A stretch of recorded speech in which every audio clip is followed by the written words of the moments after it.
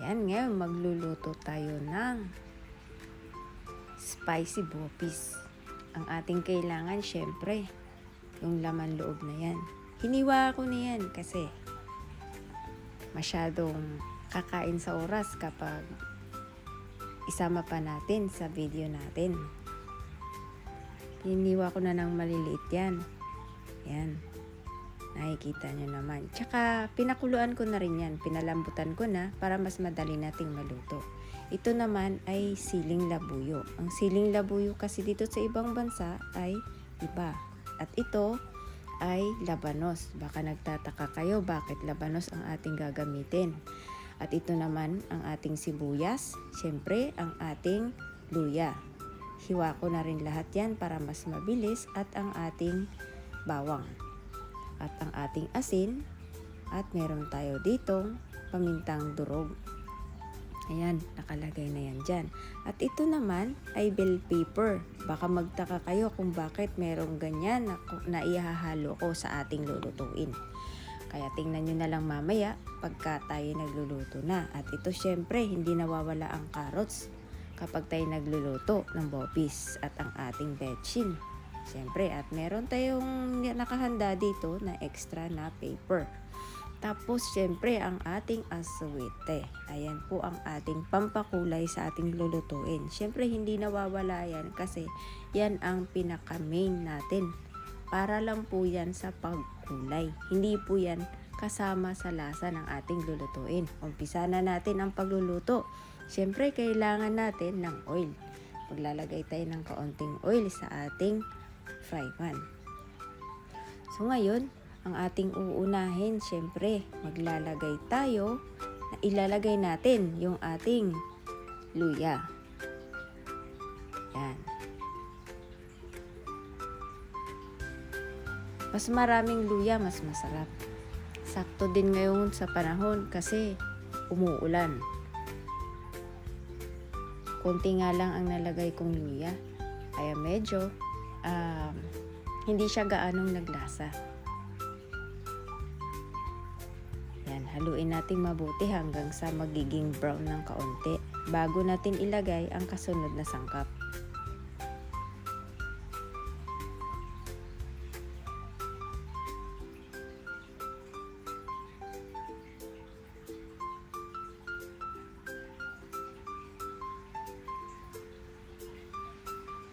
Ayan, at pwede na nating ilagay ang ating kasunod na sangkap.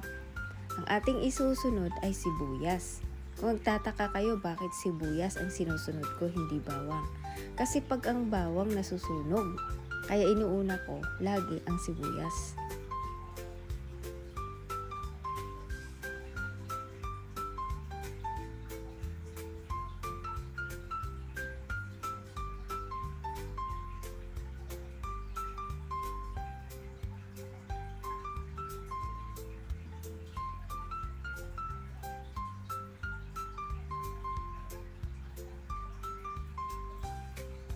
Nilagyan natin ng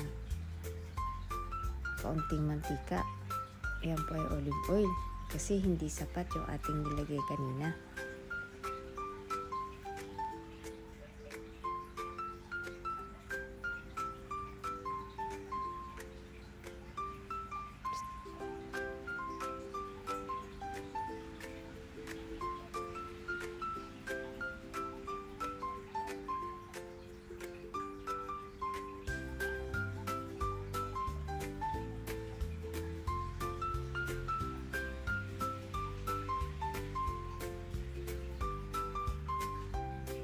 Sunod natin ang ating bawang o garlic.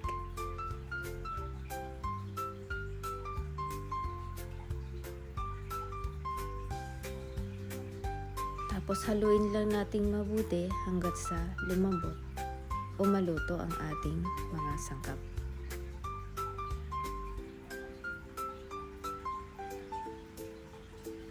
Di na rin natin kailangang ipa-brown ang ating luya, sibuyas at bawang.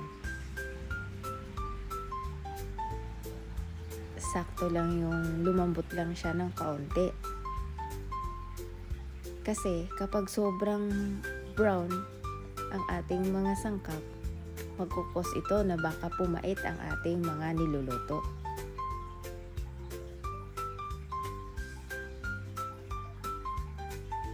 Tapos ngayon, ilagay na natin ang ating laman loob. Hiwa na po lahat yan. Kaya mas madali lang ang ating proseso sa pagluluto. Mas mahirap magluto ng ganito kasi kailangan mong hiwain ng pino ang ating laman loob na ating ilalagay sa ating pagluluto. At kailangan pa rin nating pakuluan yan, palambutin. Kapag nagpakulo naman kayo nito, pwede nyo siyang lagyan ng tanglad habang pinapalambot nyo, tanglad o kaya dahon ng mangga para hindi siya malansa. Tapos ngayon, ilalagay natin ang ating sili. Bakit ilalagay natin una? Ayan po kasi ay dry chili. Para lumambot siya at lumabas yung kanyang lasa, kaya ilalagay natin sabay sa ating laman loob.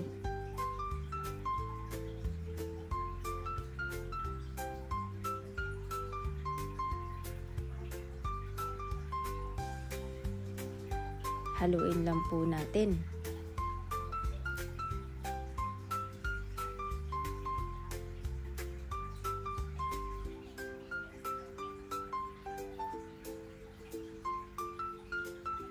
Siyempre, takpan natin. Ayan siya. Kumulo siya sa sarili ng tubig. Ilagay natin ang ating asuwete. Kaunti lang ang ating ilalagay. Kasi hindi naman yan ang main na lasa para sa ating niluluto. Pampakulay lang yan. Kung hindi nyo tatanungin, ang mga nagluluto ng bopis, bakit kaya sobrang dark yung kulay ng mga niluluto nila? Yung iba po kasi nilalagyan nila yan ng toyo para magiging dark yung kulay. Ang asawete naman, pampakulay lang talaga yan. Hindi po yan nakakaapekto sa lasa ng ating niluluto. Kaya kung mas marami kayang asawete, maganda ang kulay ng niluluto nyong bopis. At kapag kaunti naman, kagaya ko, syempre nandito ako sa ibang bansa. Kaya kaunti lang. Tapos ang nilagay natin kanina, yun po ay suka. Ang suka po kasi para matanggal ang lansa ng ating niluluto. Kasi syempre, alam naman nating lahat na ang laman loob medyo may amoy, ika nga. Yung malansa. Kaya tatanggalin natin ang lansa ng ating niluluto. Ay naman ay asin, syempre. Tapos ang ating paminta. Itong niluluto ko at pinapakita kong nilagay na pampalasa, hindi po porket yun ang nilagay ko, gano'n na po ang inyong gawin. Gawin nyo kung ano yung gusto nyong ilagay na pampalasa sa ating niluluto. Siyempre ayon yan sa panlasa nyo, kayo ang nagluluto eh. Example lang po itong aking nilalagay kung anong ilalagay natin. Pwede kayong maglagay ng pork cubes o pwede kayong maglagay ng beef cubes. Ilalagay na po natin ang ating labanos. Bakit kasi labanos ang aking nilagay? Kasi po hindi po ako maglalagay ng tubig niyan mamaya. Diyan po tayo kukuha ng tubig sa gulay na nilagay natin ngayon. Yan po ay ang labanos. Ang tubig po natin, yun lang po yung kanina doon sa ating galing sa ating asuwete. Nakita nyo naman siguro kung gaano kaunti lang yun, di ba? Yan. Kasi ang labanos, kapag naluto na yan, lalabas ang tubig niya. Kaya tingnan nyo mamaya, steady ko lang yung ating camera para makita nyo kung paano lumabas yung tubig galing sa ating gulay. Siyempre, ang ating carrots ilalagay na natin. At kailangan nating haluin, siyempre.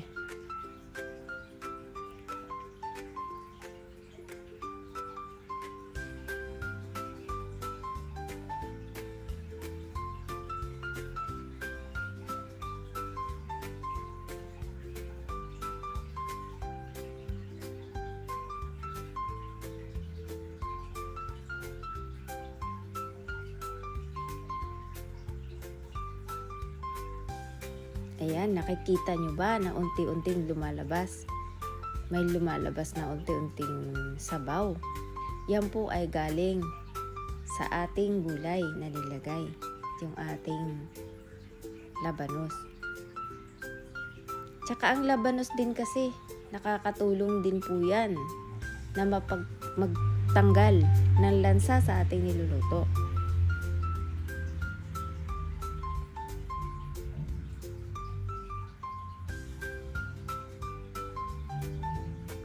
Ayan, nakikita nyo, dumadami na ang tubig na lumalabas. Siyempre, lumambot at lumambot na ang ating labanos, kaya marami na rin siyang tubig na lalabas. Kaya hindi na natin kailangan lagyan ng tubig hanggang sa maluto yan. At mas maganda pa nga, patutuyuan natin yung ating niluluto para mas lalong masarap.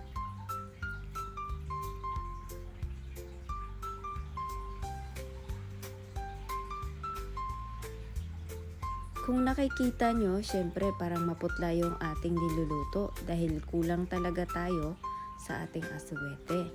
Kasi nasa ibang bansa tayo. Kung nandyan tayo sa Pilipinas, madali lang. Pwede ko naman lagyan ng toyo yan. Kaso ayoko kasi mag-iba yung lasa. Pero masarap din kapag nilagyan ng toyo. Ayan na siya. Kaya kailangan natin siyang patuyuan para magkaroon ng maayos na kulay. Ilagay na natin ang ating bell pepper. Bakit kaya natin nilagyan? Para mag-iba rin. I-try nyo. Huwag nyo lang tanungin. Kapag ginawa nyo yan, doon nyo makikita na masarap pala kapag may ganitong sangkap ang bopis.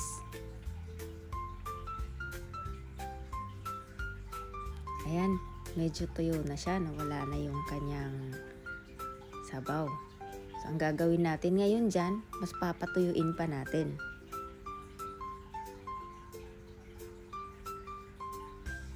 Siyempre, kailangan lang nating haluin ng haluin para hindi naman siya masunog.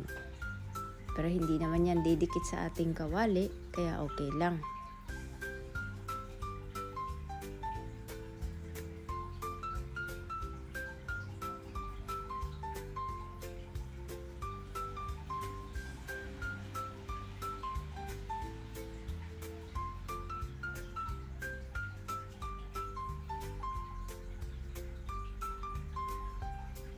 Haluin lang natin siyang haluin hanggat sa mawala yung kanyang kaunting sabaw na natitira. Mas masarap po kasi kapag nagluto ka ng bopis, yung sobrang tuyo. Kasi kapag bopis na may kaunting sabaw, doon mo malalasahan yung lansa ng laman loob na niluluto. Depende din kasi yon sa mga nagluluto. Merong talagang nagluluto na talagang sadyang merong lansa na natitira.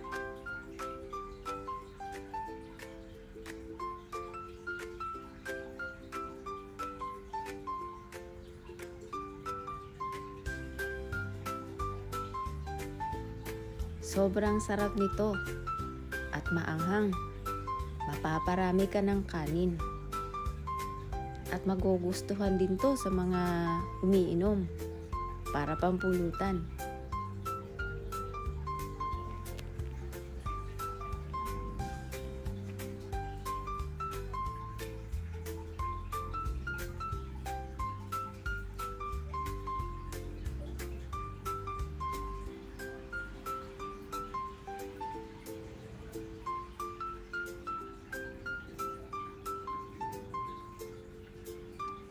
Meron pa din tayong nasisilip na kaunting sabaw. Kaya hayaan muna natin siyang matuyo.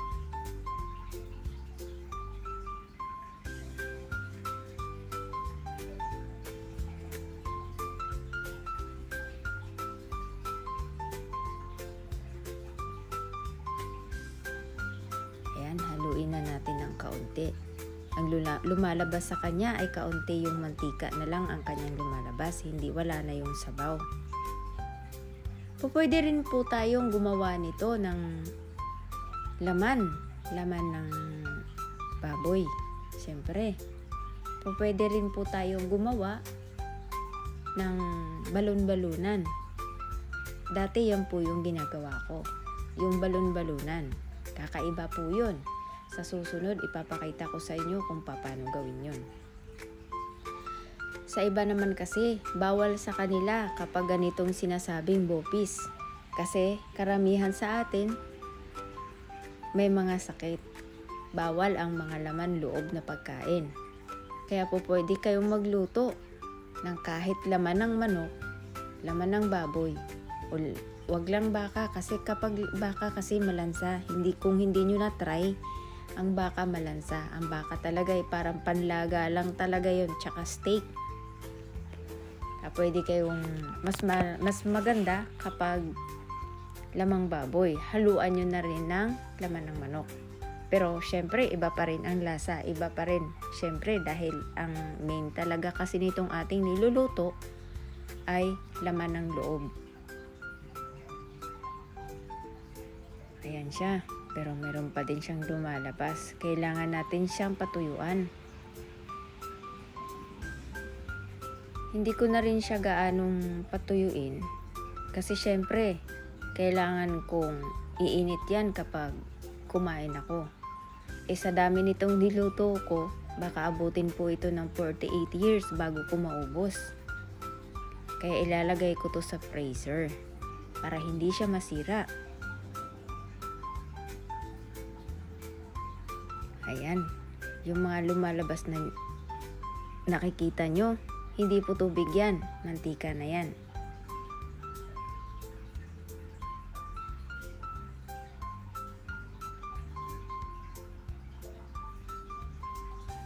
Ayan, tapos na, ihain na natin. At mukhang nagugutom na rin ako.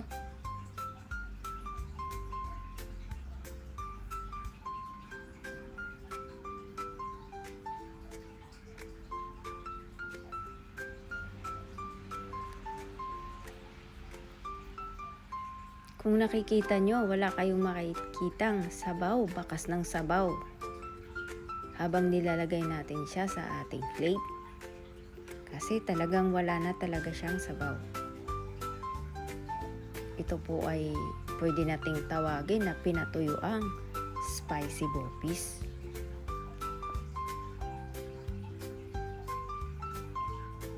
Ayan, kainan na.